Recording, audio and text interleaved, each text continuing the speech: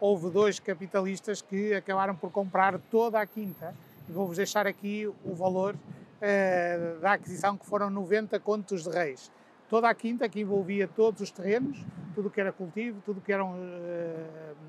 jardins e também a casa. E depois, 14 anos mais tarde, em 1896, venderam,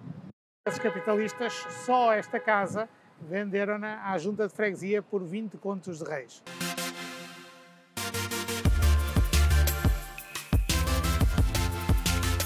Olá a todos, espero que estejam muito bem desse lado. O meu nome é Luís Baldaco, da Investim, e começava hoje de uma forma um bocadinho diferente para aproveitar e relembrar, se ainda não subscreveu o canal, pode fazê-lo agora e deve fazê-lo agora, para depois ir recebendo a notificação de todos os outros vídeos à medida que eles vão surgindo. E o vídeo de hoje é um vídeo de uma das zonas da cidade do Porto, uma das zonas que tem beneficiado muito da procura turística e que também tem ficado cada vez mais bonito. Toda esta zona é a zona aqui envolvente ao Campo 24 de Agosto,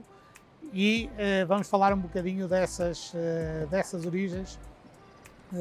desde a altura medieval. Para quem conhece os vídeos e quem nos vai acompanhando já há algum tempo, percebe que toda a cidade do Porto, durante grande parte, há mais de 600 anos atrás, estava toda ela dentro da muralha fernandina, e esta era uma zona que já distava dessa muralha. A muralha tinha uma porta ali na zona da Batalha, Campo dos Poveiros, e portanto aqui a zona do Campo 24 de Agosto, como não conhecemos hoje, já era uma zona relativamente distante desse povoado mais central. Esta era uma zona também que se deduz que tivesse muitas árvores, muito arvoredo, porque era uma zona de maior descanso, maior tranquilidade,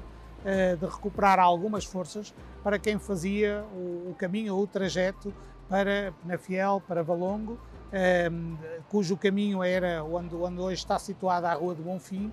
ou o caminho para Gondomar,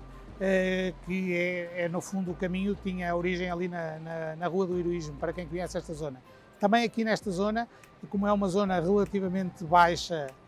da cidade, era uma zona em que tinha muita confluência de água, havia aqui também um chafariz que tinha muita procura, e esta zona era designada como o Campo das Mijavelhas, e deduz-se que este nome tivesse a sua origem na idade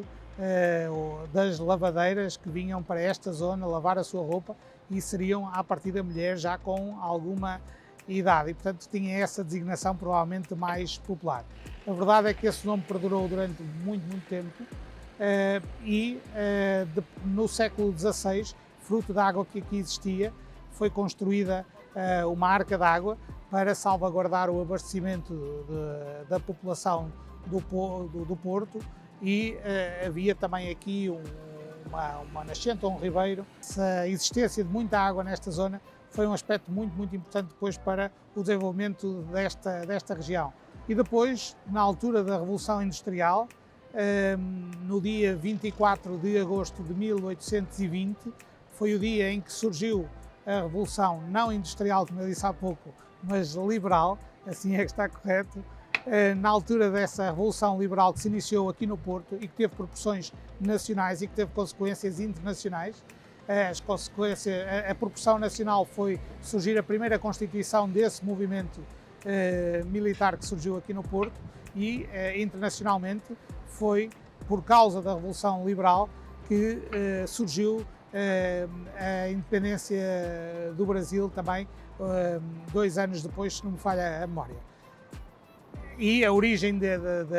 deste nome, Campo 24 de Agosto, vem exatamente desse dia e desse movimento que surgiu nessa altura, portanto o dia 24 de agosto de 1820. E com a Revolução Industrial, agora sim, em 1841 é criada aqui a freguesia do Bonfim, a freguesia mais recente da cidade, e que surgiu um pouco à custa da freguesia de Santo Ildefonso, da Sé e de Campanhã, na altura, fruto também da procura e do crescimento rápido que teve esta zona da cidade, fundamentalmente porque Bonfim chegou a ser no século XIX o maior polo industrial da cidade do Porto, e essa procura de muitos residentes obrigou a que fossem criadas as típicas ilhas da cidade do Porto, para albergar tantas pessoas e muitas delas com pouca capacidade económica, em que podemos ver vários exemplos desses em Gomes Freire,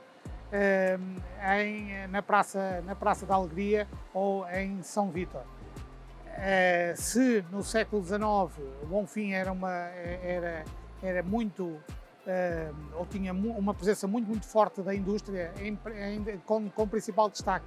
da indústria têxtil, no século XX transformou-se muito numa zona mais de comércio e numa zona mais de serviços para quem a conhece hoje em dia. A freguesia de Bonfim tem cerca de 35.000 habitantes. E gostava então agora de falar-vos um pouco deste belíssimo edifício que é hoje em dia a sede da Junta de Freguesia. Originalmente era uma casa bastante mais pequena, mas foi a casa de família que foi construída em 1812 para ser a residência dos donos da quinta, da tal extensa quinta que ligava esta zona até ao rio, a Quinta de Reimão ou a Quinta dos Cirnes. O proprietário, quem mandou construir a casa, era Francisco Cirne de Madureira. Um dos revolucionários depois em 1820 que participou na Revolução Liberal. Uns anos largos mais tarde, em 1882, houve dois capitalistas que acabaram por comprar toda a quinta. Vou-vos deixar aqui o valor da aquisição, que foram 90 contos de réis. Toda a quinta, que envolvia todos os terrenos, tudo o que era cultivo, tudo o que eram jardins e também a casa. E depois, 14 anos mais tarde, em 1896, venderam, os capitalistas, só esta casa, venderam-na à Junta de Freguesia por 20 contos de réis. A intenção da Junta de Freguesia, nessa altura, foi instalar aqui uma escola primária. Era uma casa bastante mais pequena, mas depois, na década de 30, houve a intenção de instalar aqui o Liceu do Porto e foram feitas obras de ampliação, cresceu mais um piso, e depois, com a ligação do Liceu do Porto ao Liceu Rodrigues de Freitas, acabou por a Junta de Freguesia se instalar neste edifício, fazendo também novas obras em 1855. Só deixar-vos ficar aqui uma particularidade, como era antigamente hábito, era exibido na fachada o escudo da família a quem pertencia a essa casa e, portanto, o escudo que vem ali em cima, hoje em dia, foi o escudo que foi substituído já em 1890 pelos dois capitalistas que compraram, em que demoliram, entre aspas, o antigo escudo da família Cirne para o escudo de armas que conseguem verificar ainda hoje em dia. Estamos agora aqui num dos pontos mais altos desta zona, onde antigamente era designada o Monte da Forca. Passava aqui a antiga estrada romana que fazia a ligação entre o Porto e Valongo, e neste local, provavelmente como o nome indica, começou a surgir um conjunto de pessoas que faziam o culto ao Senhor da Boa Morte. No final do século XVIII foi construída uma ermida para começar a acolher esse conjunto de pessoas que vinha aqui fazer o seu culto, e nessa altura foi nomeada, no fundo, como uma ermida para os devotos do Senhor do Bonfim. A nomenclatura e a semântica aqui provavelmente têm alguma ligação entre o Senhor da Boa Morte e o Senhor do Bonfim. O Senhor do Bonfim acabou por vingar, a procura por este local foi aumentando. A escadaria que aqui conhecemos,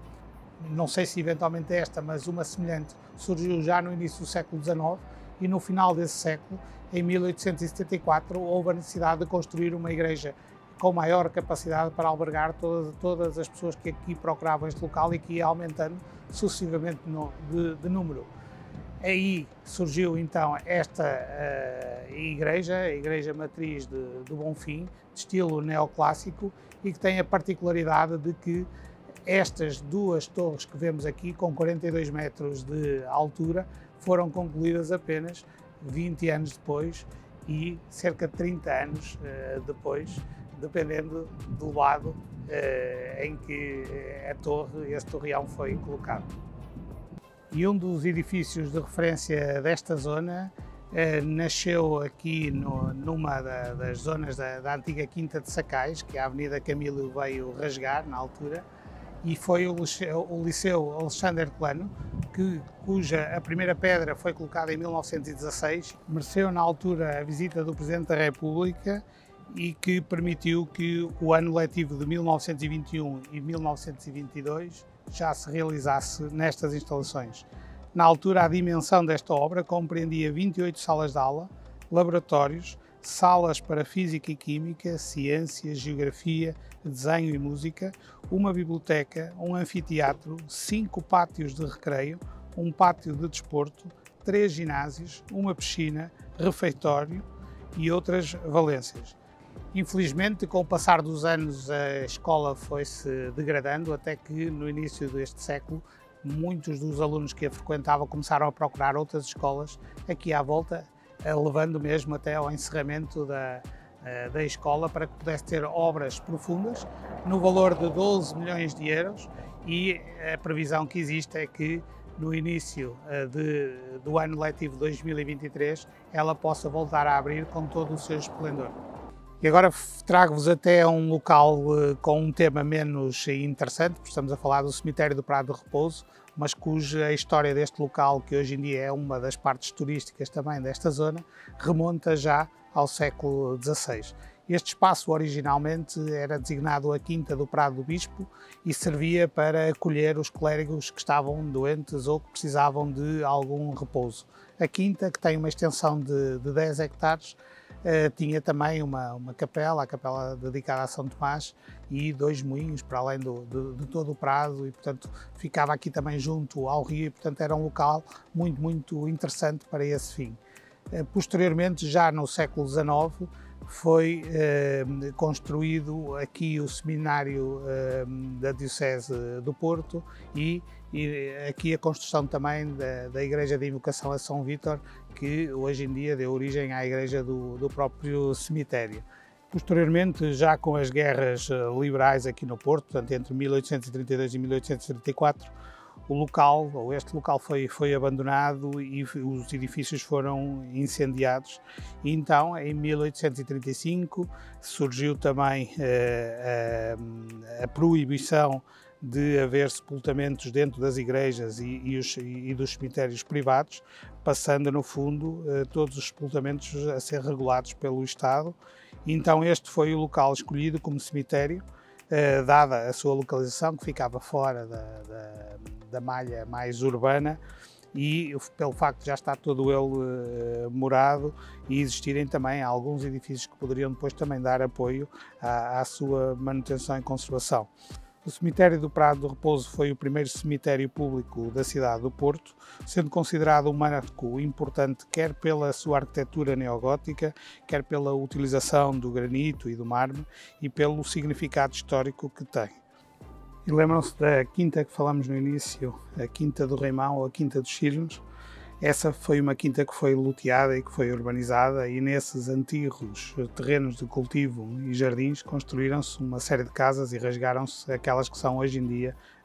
as ruas dos Duques de Palmela, de Saldanha e da Terceira, do Conde de Ferreira, do Barão de São Cosme, de Joaquim António Aguiar e a de Ferreira Cardoso, que foi um dos promotores deste loteamento.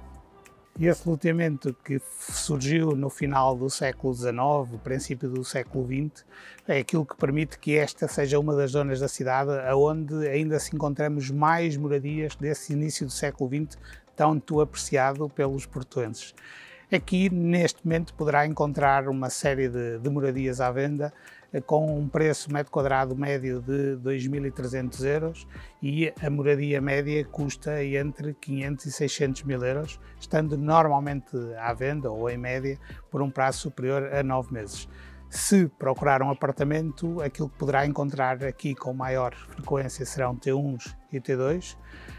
serão apartamentos médios entre os 250 e os 300 mil euros, um preço metro quadrado nesta altura de 3.440 euros e um prazo médio de venda entre os 6 e os 9 meses. Espero que tenha gostado de toda esta informação sobre esta zona um pouco mais alargada, mas bastante típica e bastante procurada aqui da cidade do Porto. Se conhecer alguém que viva nestas zonas, partilhe este vídeo com ele, seguramente que irá gostar. Ou se conhecer alguém que esteja à procura de um imóvel nesta zona também, partilhe, que seguramente que vai conhecer um bocadinho melhor a futura vizinhança. Meu nome é Luís Baldac, da parte da Invest Team, e espero ver-nos no próximo.